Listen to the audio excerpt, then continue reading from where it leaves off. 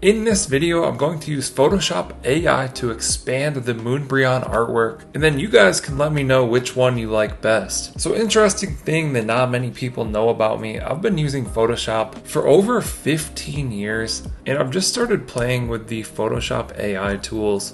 And the stuff that you can do is actually incredible. So I've thought about switching it up on this channel, doing some more Photoshop stuff, more Photoshop tutorials. I know I've been doing a lot of Pokemon content, so maybe we'll ease into it this way. But just let me know what you guys think down in the comments. Right now we're gonna generate some alternate backgrounds or expand the background for this Moonbreon popular Pokemon artwork. So we're in the generating phase now, and it's gonna give us a few different options to choose from. And just like that, it generated a whole new artwork for Moonbreon. So we've got option 1 right here, option 2, and option 3.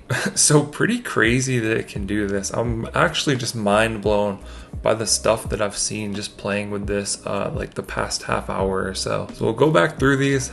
Option 1, option 2, and option 3.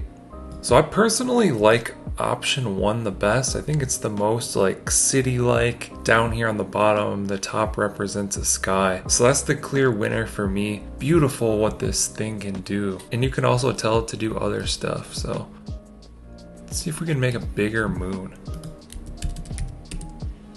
I just typed moon and generate. We'll see what happens. There we go. That's crazy that it can do that. Now let's try and make this a little wider. More like the shape of a thumbnail, you know, and we'll see what happens. Let's go ahead and generate this.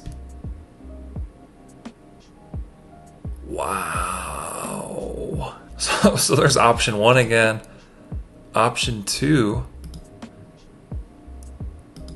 Actually, I think I might like option 2 better. And option 3.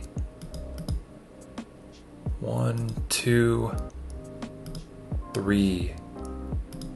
So I think I like option 2 there. That's beautiful, actually. That's amazing. Am I the only one that's like amazed by this, or are you also shocked at what this can do? Let us know down in the comments. Also, let me know if you want me to do a lot more Photoshop stuff and tutorials. I'm pretty excited about it and really think that I could help some people get into this and start to learn it. Thank you guys for watching. I'll catch you in the next one.